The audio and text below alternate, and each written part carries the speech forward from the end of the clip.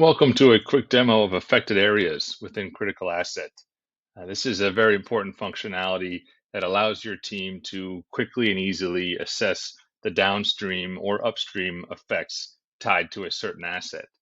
You'll see here we're in one of our smart floor plans, and let's run a scenario where you have an HVAC contractor coming to the site to service an air handling unit. So here on the left, you'll see all the assets associated to the floor plan, to the building.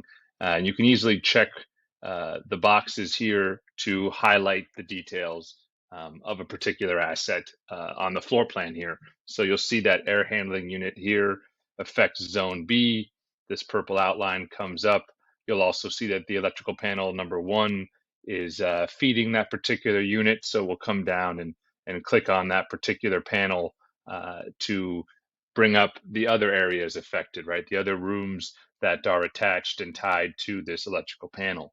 Right here, quickly and easily, you're going to see the overall look of where the panel sits, fed to the affected areas. So you, your team, your contractor can come in and easily view this map and this schedule. You can also click in deeper to that particular panel to view the panel schedule, the deeper dive on that electrical panel, and very easily see that the HVAC asset is associated with the breakers down here on that panel. Your team can then, flip just these breakers here, shut off power to the HVAC unit.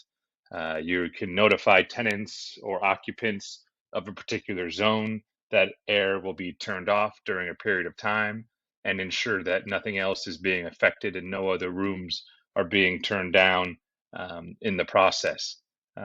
Thanks so much for following along here on affected areas. If you need any more information, please don't hesitate to reach out.